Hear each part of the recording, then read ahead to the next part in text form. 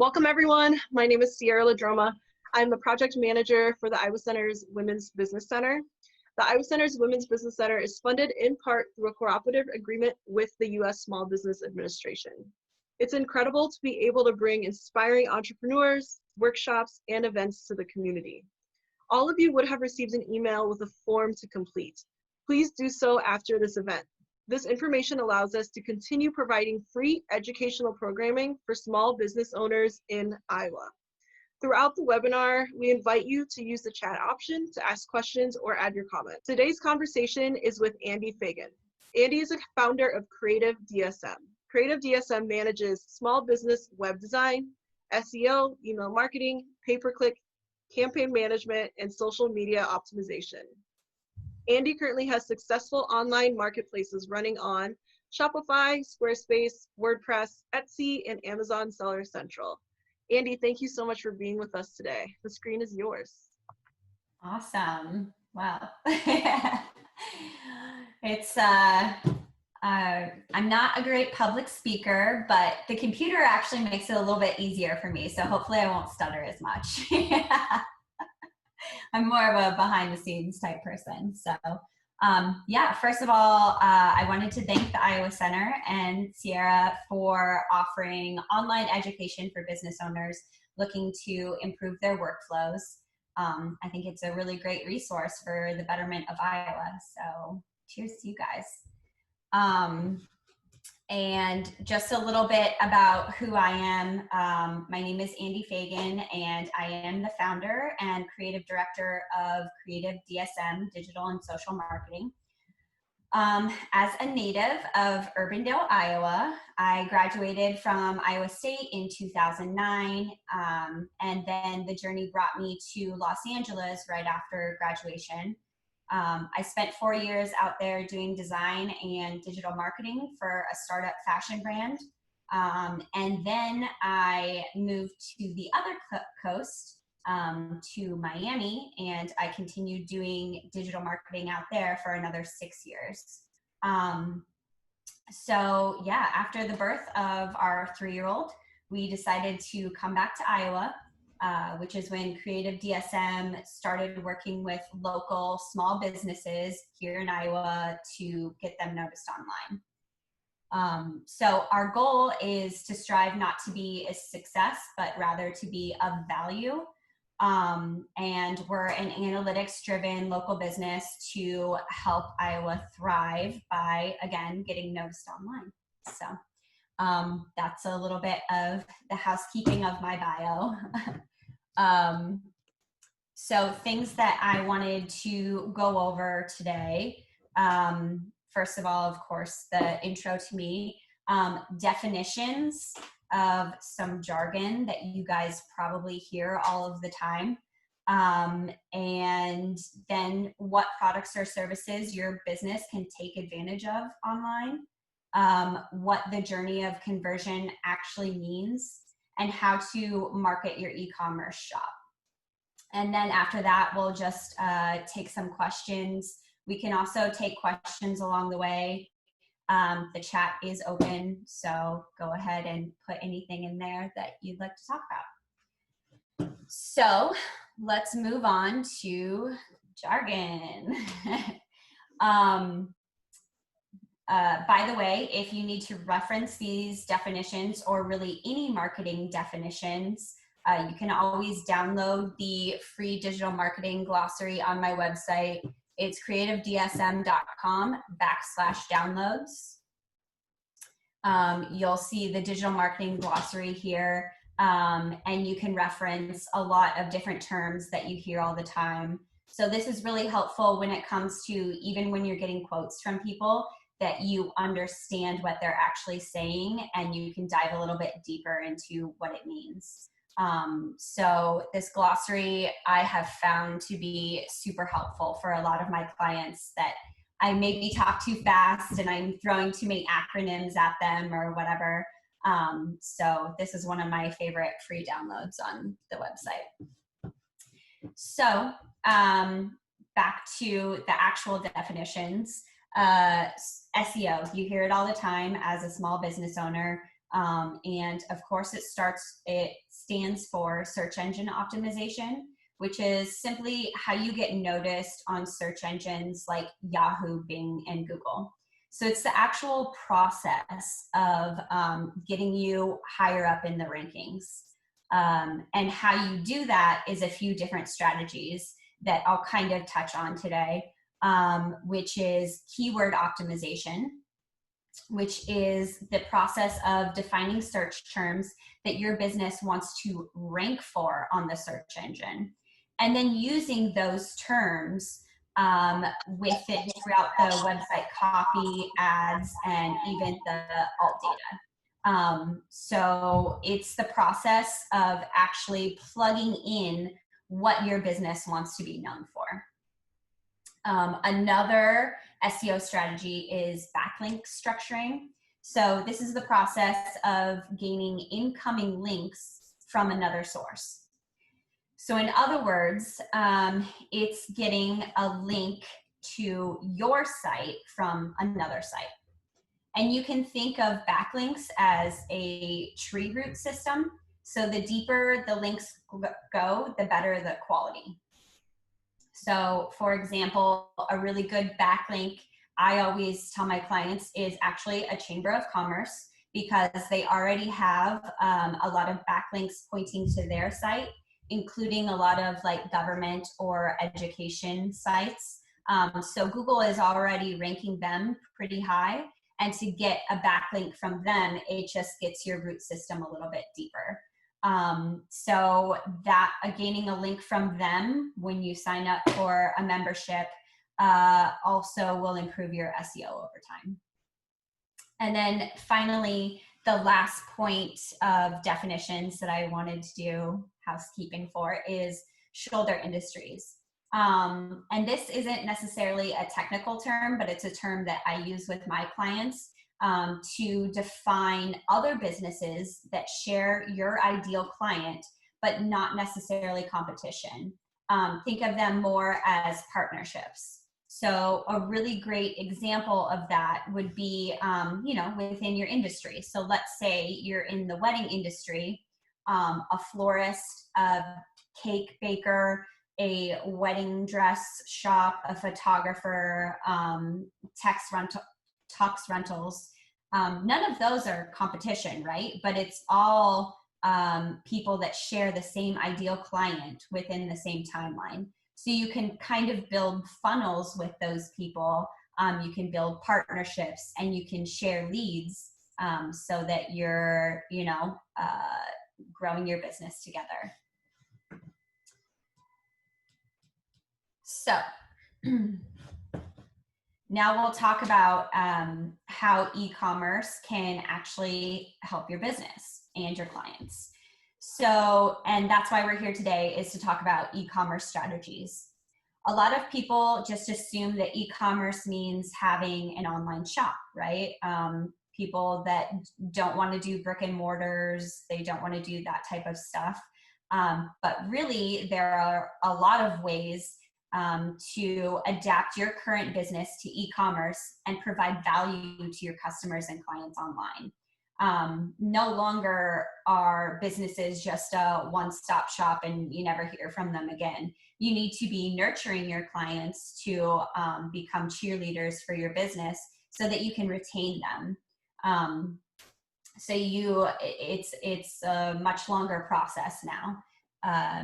One thing that you can do to do e-commerce is to have that online shop. So this allows your business to sell beyond your physical footprint, or it even allows customers the opportunity to go back and purchase online after the consideration phase. So let's say they were actually in your shop, they decided that it wasn't within their budget during that time, or maybe they needed to talk to somebody about budget considerations, whatever it is. They can wake up the next morning and just check out, and maybe even still pick it up at your shop.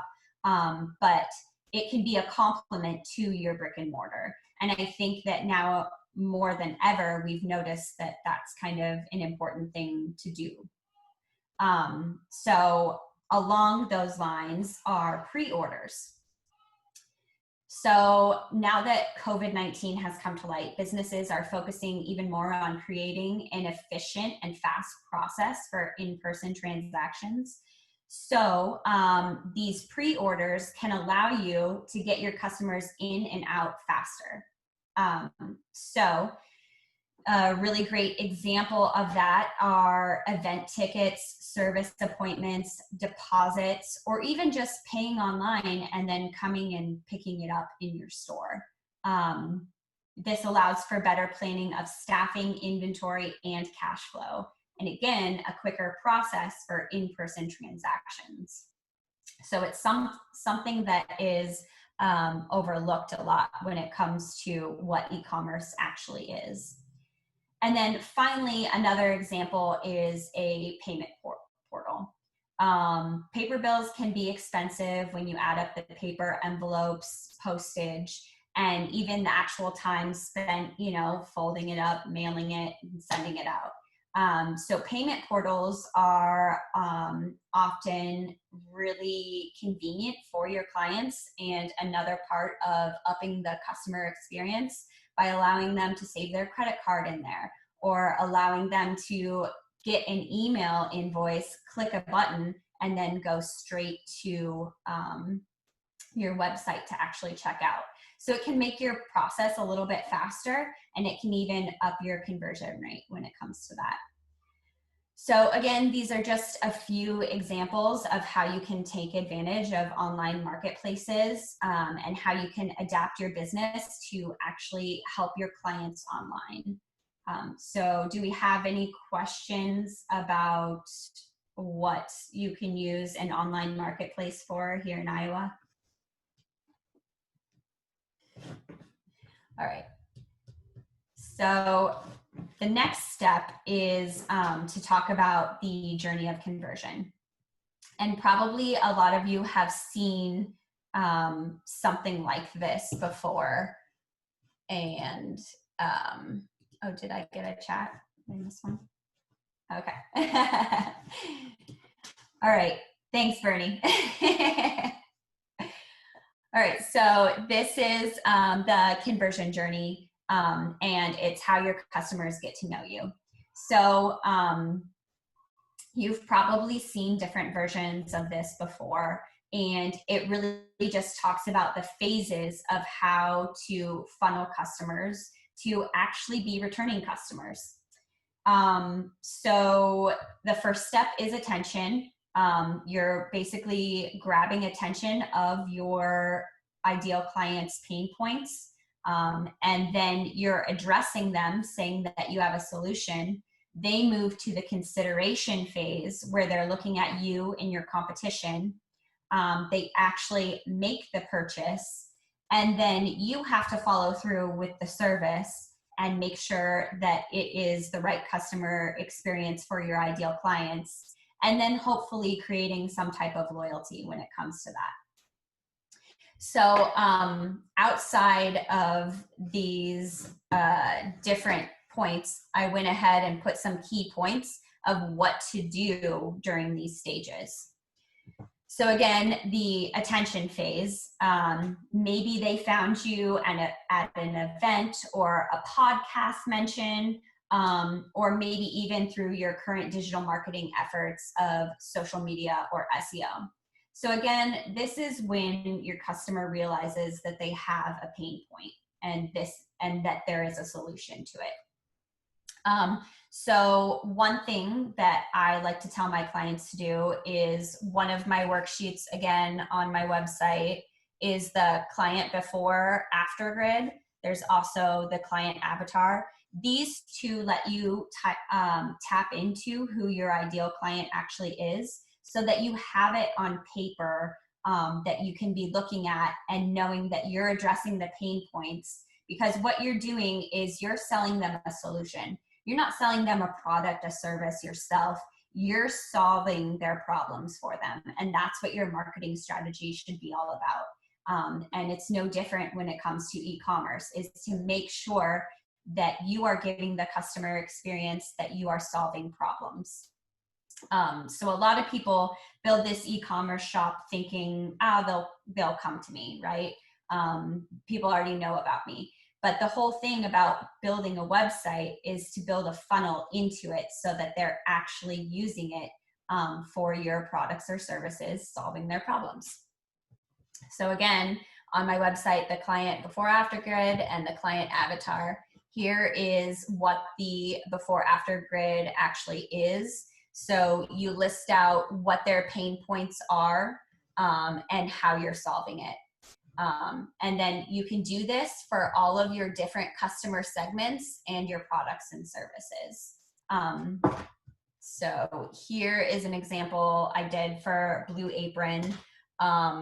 Their pain points before is they're hungry, they're busy, they're tired of planning meals and grocery trips. They feel guilty with no good food options. Maybe they're feeding their kids and they're exhausted and they just got off of work. Maybe they're tired of cooking because it's COVID. All of those things, right? The average day, they end up just going through drive-through or frozen meals, or they throw groceries away because they didn't plan very well. And they didn't buy the right amount of groceries for whatever they needed to do. But the after of using Blue Apron means that they're full and they're satisfied and they're excited to try this new meal that isn't in the old recipe book that they've been recycling for the past 10 years. They are happy that it's fresh ingredients and that they're family is healthy and it doesn't get dull, right? So this is an example of how to actually fill out your client before and after avatar. It helps you move to the consideration phase. So with the before and after grid, that's what you want to do to actually build your SEO and your social media, is to talk to those pain points and talk to their aspirational side of the before after grid, right? So an example of a SEO attention grabber is ranking for terms like how do I, or where can I find X, the best Chinese food in Des Moines, right? That's something that you want to start ranking for. Or an example of social media attention grabbers could be more like the contests that you see all the time, you know, tag a friend below for a chance to win Y. And then also commenting on a shoulder industry post is something that is overlooked a lot. You are helping the search engine optimization of your shoulder industry, of your partner, and you're also getting noticed by ideal clients that may be following that shoulder industry. So it's one way to use social media that isn't just like planning posts and all that type of stuff. It's actually using it to be social and build these relationships. So that moves you to the consideration phase. They are looking at you and your competition. So what is your unique selling point? A unique selling point can be done by a formula. Our company is the go-to company for your product category. And then you talk about what you're helping to solve and how you are the one that only offers this unique service. So for instance, Southwest Airlines, and this may be outdated, I'm not sure, but our airline is the go-to travel service that helps passengers avoid expensive hidden airfare fees by offering no bag fees, first to check bags, and no change fees. So they're talking about how they're different, what problems that they're solving, and what their actual service actually is. So a well-crafted unique selling point or unique selling proposition is how you're going to stand out from the crowd during the consideration phase. So hopefully during this consideration phase, they are going to be visiting your website or your social media. And that's where you can start talking about lead magnets. Lead magnets are something on your site that you can have a download that explains them how to fix common problems that they may have. So again, going back to the before and after grid, maybe you realize that they have a certain problem that you can help solve. Maybe you can do a PDF about it. Maybe you can do a video. But somehow offering them something for free so that you, in exchange, can get their contact information, knowing that they are a qualified lead for you to follow up on. So again, that's one of the reasons why I have the downloads on my website, is then I know that I can follow up with those people saying, hey, it looks like you're interested in talking a little more about digital marketing. If there's anything that I can help you with, if you'd like to schedule any type of strategy session where we can go over your current strategy, then let's do this, right? So lead magnets are a really great way to move through the consideration phase. And then there's also PPC. So pay per click is what PPC stands for, right? You don't necessarily want to pay for the highest amount when it comes to the click. What you want to do is you want to optimize your site so that your quality score is dragging down that price. So if you want to talk a little more about Google Ads, I'm happy to do that at a different time. But by upping your quality score and ranking for the terms that you actually want to bid on, by ranking for them organically, you can drive down the cost of your PPC. So that's a great way to move through the consideration phase. And then you also have to think of, during the purchase, your customer experience. Is your website easily navigable?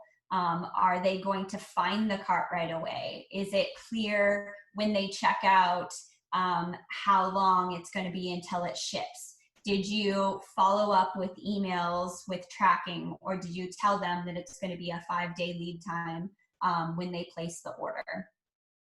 And then once they get it, you're going to follow up with an email again saying, here's how you use it. Let us know if you have any questions. We would love to hear from you. And then you're wanting to build loyalty, right? So you're wanting to follow up again to ask for maybe a review, ask for some photos on social media, say we'd love to feature you on our social media channels that have X amount of followers. Please allow us to do this by sending us what you like about our product and how we could improve it. So it's a way to learn more about your ideal customers when you're interacting with them like this. And it's a way to build loyalty so that you have those returning customers. So any questions right now? Anything that you think I should add in here? All right. So now we're going to talk about what the process of marketing your e-commerce shop. Thanks, Bernie. All right. So this is the process of actually marketing your e-commerce. We talked about a little bit before about how search engine optimization is a process with a few different steps. And that includes keyword research, keyword planning, analytics, content creation, and backlinks. So keyword research is a really overlooked part of online marketing. And I have a really great resource on my website called SEO Keyword Organization. I will send Sierra a free coupon so that you guys can download this for free in the follow-up email. So remind me to send that to you. But you can download this. This is an Excel worksheet that helps you keyword stem the actual process of your SEO. So I can, there's also a video, by the way, where did I put it?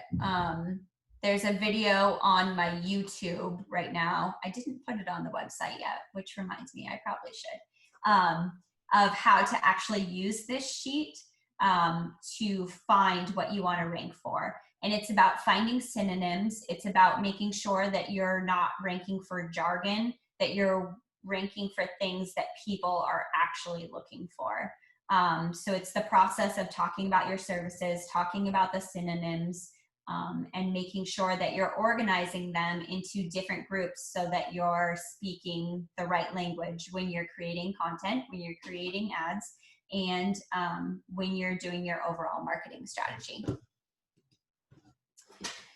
So a strong website incorporates these SEO strategies that create effortless inbound marketing to your website through data-filled analytics, creative social media management, keyword-rich on-site SEO, and pay-per-click optimization. So things that you're going to want to optimize are obviously your social media channels: Facebook, LinkedIn, Instagram, YouTube. A lot of times Instagram and YouTube are overlooked. YouTube is a really great resource because Google owns it. So the more assets that you can put on there, and the more that you can plug keywords into when you actually upload those videos, the better that you're going to show up in search results. So if you're one of those people that is great in front of camera, and likes to do this type of thing, it is one of the best ways to up your funnel into your e-commerce shop. You can do tons of stuff when it comes to e-commerce. You can do unboxing, you can do how to use, you can do detail shots, you can do customer testimonials. And these are all really great examples of getting people to see your products and start the journey. Another channel that isn't mentioned down here is called Google My Business. And I am always pushing this to people because it is a free resource that Google offers. And it isn't necessarily a social media platform. It's more of something that you can use to optimize your search engine optimization by putting in keywords. You post there weekly, Google owns it, and they love you for using it because it creates content on their actual site. So if I search for creative DSM, I can see that this is my Google My Business. I can put in services and products on here. So this is one actually free way to set up an online marketplace is through Google My Business. You can set up an online marketplace. Another way to get people into your marketplace is email marketing. We talked a little bit about lead magnets before, but it's also the follow-up and the emails to interested lists of events that you've done, of partnerships that you have. Maybe, like I said, the shoulder industries, you could exchange doing an email blast to your list. I never recommend buying their list. That's not something that you want to do. You can get marked as spam and you're going to downgrade your spam score when it comes to when you actually want to send out marketing messages. So don't be buying lists, but maybe you can go in on a partnership with, again, one of these shoulder industries where they can share one of your promotions and in exchange you do the same thing. Or maybe you're posting on social media together so that you're both sharing this promotion. So those are a few creative ways to get your email marketing going to set up your online marketplace. And then blogging. A lot of people are scared of blogging. And I get it. Writing isn't necessarily a lot of people's strengths, but it doesn't have to be overly technical. You don't have to do the APA format or whatever it is. I think I said that right. What you want to do is you want to be that people are actually searching for, and what they're searching for is actually how they speak. So one way to get through your blogging to make it maybe a little less daunting is to use the microphone, the dictation on your phone. So I don't know if you have an iPhone, I'm sure Android has this too, but in my notes, I can just hit the microphone and I can just start talking on a subject. It'll write it down in my notes, and then I just have to go through and edit, and it's a blog post. So that's one thing that people overlook when it comes to actually creating content on their website is blogging. I do have on my blog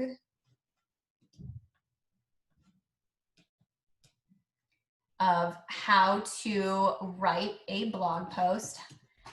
This is how to create a search engine optimized blog post. And it talks about the different things that you need to do, such as the keyword optimization to make sure that there's calls to action, making the business human. So don't just be talking at people, make it a conversation, put in some humor in there. Nobody wants to read this long paper that they're doing. They're coming there for an answer, or they're coming there for entertainment. And yeah, an answer or entertainment is really all that people are wanting to read for. So you have to keep that in mind when you're actually creating content. Make sure that you're doing a controlled marketing message and do value-added expertise. So don't just give the blanket terms that anybody knows when they're looking for the answer, right? You want to show your expertise by diving in a little bit further and actually giving a value add when you're doing this. And then product and promotion spotlights are something to blog about because it actually helps you rank for, you know, discounted service, product, whatever. But it's not the only thing that you should be blogging about. And I think that that's where people get stuck on just pushing out that type of stuff. And then it also talks about how you want to optimize for your header 1s, your header 2s, put in your alt data. If you have any questions about that, please let me know and I can help out with that. And then finally, another channel to optimize is your PPC ads. So again, that's pay-per-click ads. You can do this on Google Ads, and it can also show up on YouTube. You can do it through Yelp. You can do it through Facebook, of course, and Instagram. There's so many different ways to get pay-per-click campaigns out there. But one thing that I tell my clients is that if you're not going to devote the time to actually manage it, I wouldn't spend my money on it. Instead, I would focus on the actual optimization of your organic reach, because that's how you're actually going to find people that are interested in what you want. If you just do a set it and forget it Google ad, you're going to be paying for clicks that you don't care about. So it's something that you need to log in and check out your analytics and make sure that you are doing the right journey. So speaking of analytics, I also have a blog on my website about how to use Google Analytics. It is a free resource that you can plug into your website to actually learn behaviors of how people are using your online marketplace. So you can see what page they actually landed on to come in and where they went from there. So you can find maybe some mistakes within your flow. Maybe you can find that it's more important that they see product X first because that performs better. Maybe you find out that something is a better add-on item. But the main point is to be making sure that you're actually watching your analytics. So the key points again of your SEO strategy is your digital marketing, which is your actual customized search engine optimization strategy that delivers your ideal customer straight to you. It's your web design. I like to compare websites. You either have a business card or a billboard, right? A business card means that you've actually sought after this client, given your information, and done this whole exchange. Where a billboard is a strategically placed message that hits your ideal client at the right time. So how you want to build your website is like a billboard, not a business card. And how you're actually going to build your website like a billboard is to make sure that you're optimizing for search engines this whole time. You're focusing on keywords, you're focusing on customer experience flow, and you're building that correctly. Again, pay-per-click, it's not something that you should dive into if you're not willing to sit down and watch the analytics and watch your wallet. And then content marketing. So content marketing is your social media marketing. It's your email marketing.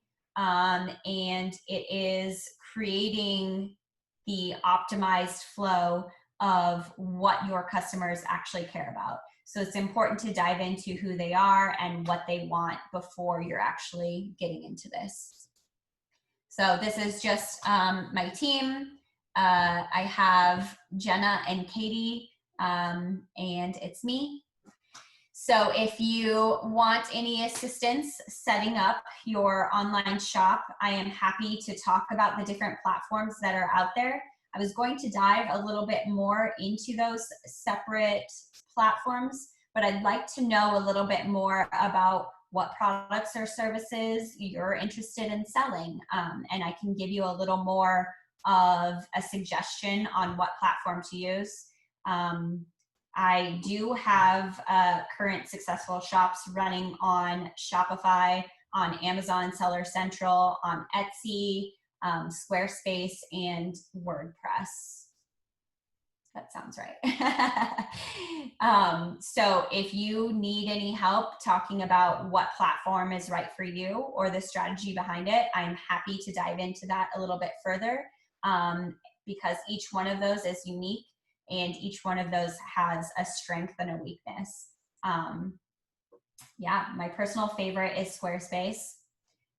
It's cheap and it has commerce add-ons for depending on how deep you want to get into it.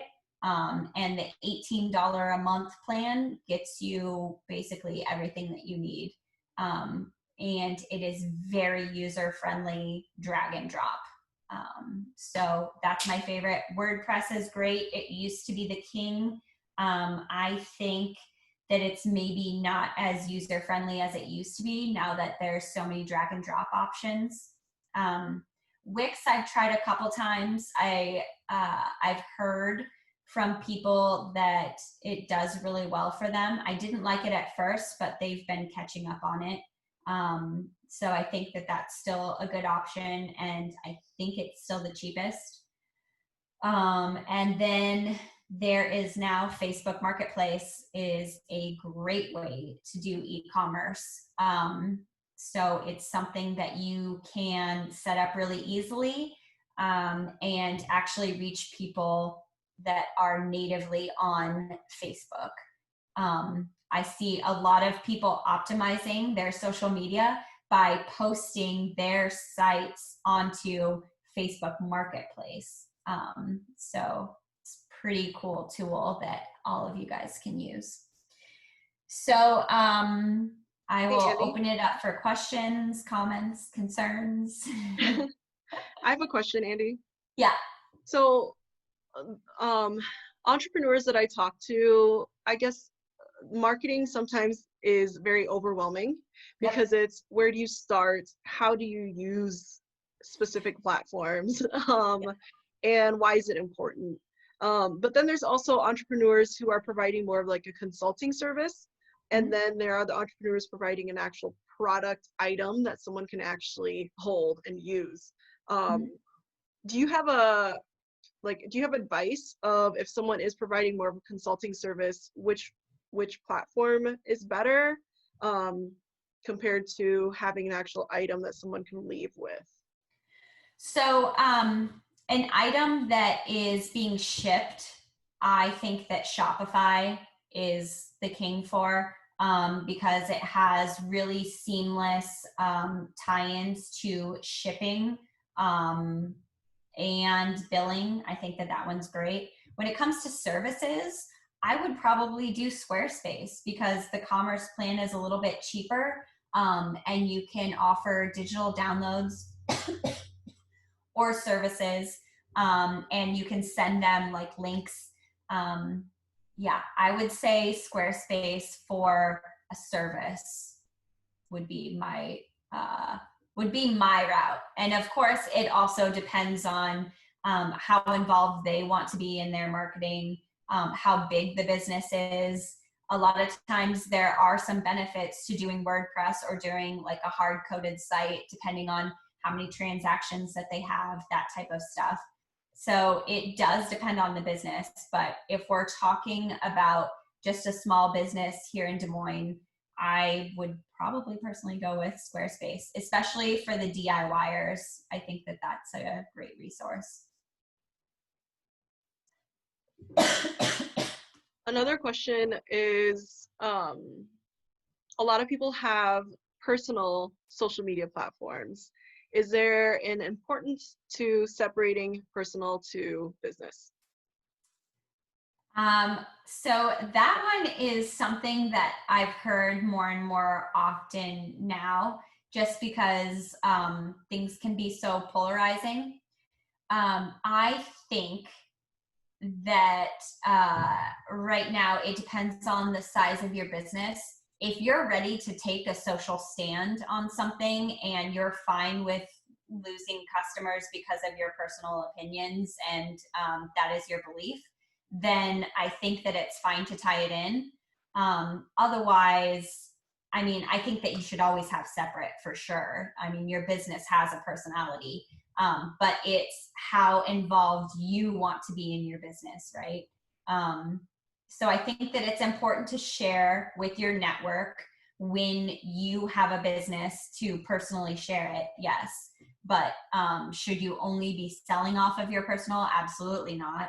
Can you sell off of your personal? Yes, but make sure that you're okay with taking those risks of being human.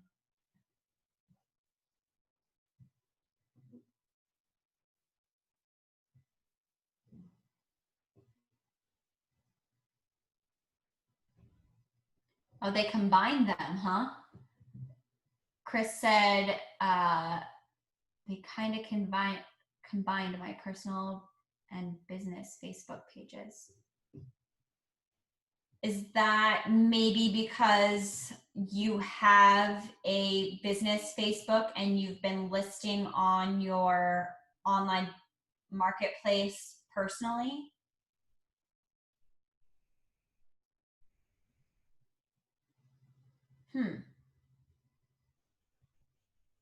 Well, maybe we should take this conversation offline and you can send me what your page is and I can take a look at that. Sorry for, I guess this recording, it's not going to show the chat, right? She said, okay. I'm answering as she's chatting, right? So yeah, she said my business posts, etc. on my personal page. So that's interesting. I think it's definitely worth the conversation later. Yeah. For sure. Okay, so another question is, let's say you are a business and you've been in business for 6-7 years. You have an online presence, you have a brick and mortar, but things are just maybe plateauing and you want to see continued growth. If we're looking right at the marketing and just the online marketplace, what are some immediate questions that a business can ask themselves to make sure that they are checking maybe the boxes and thinking of every piece and using all of their resources? Okay, so first of all, you want to know the return rate of your customers. You want to know that they're loyal.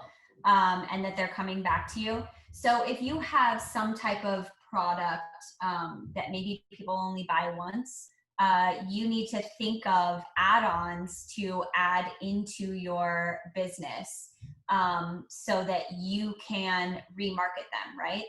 It's way easier to keep a customer than to find a new one, right? So that's one way to do that. Another way is to look at expanding your reach now, because if you're a brick and mortar, doing an online marketplace means that you could potentially ship around the world, right? So that's about optimizing a little bit more to the areas outside of your actual business. And then the other thing is making sure that you're actually doing the follow-up emails, like I said, during this service step. Okay, so it is they purchased, you're following up with when they can expect their order, what they can expect from their order. You're following up again saying like how to use, do you have any tips for us? How did you like our service?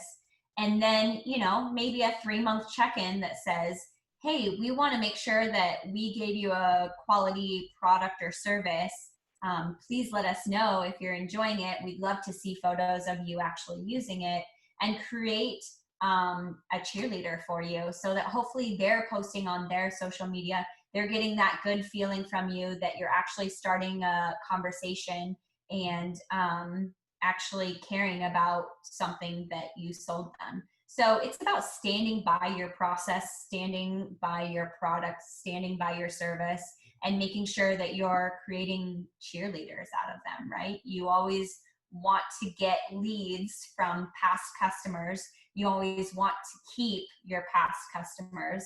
So it's about creating new things that maybe help them out, and making sure that you're following up, making sure that they're communicating your business within their network. Did that kind of answer it? Did I hit it right? Yeah, that's perfect. I think that's an emphasis on, you can still have that customer service and that personable piece via online as you would in person. Yeah. It's, customer service doesn't just end when they check out at the, on the online cart, or even when they check out in person. It's always important to do follow-up to make sure that you are doing the right thing and researching your products or services. Another way that I just thought of is to make sure that you're watching your analytics. Maybe your homepage, it broke a link to a certain product or something, and that's why it's not getting any hits. Maybe there's too many clicks to get to your best margined item. There's a lot of things that you can think of to help expand that. Does anyone else have any questions? And remember, I will be sending all of these resources plus Andy's contact information in an email after this event. And I just got Chris's email, so I'll email you. When I look at your Facebook, it looks like this is a business page. So yeah, wondering how you actually log in. But again, we can talk offline about this, about if you have a personal Facebook tied to it. Andy, thank you so much for spending your time with us today. Yeah, thank you. Yeah, I'm looking forward to connecting with you in person whenever that will be. I know, just waving from afar. But yeah, thank you for all of your work. It's really uncovering how many possibilities there are when you just take a deeper step into online marketplace. Awesome. All right. Have a good day, everyone. Bye.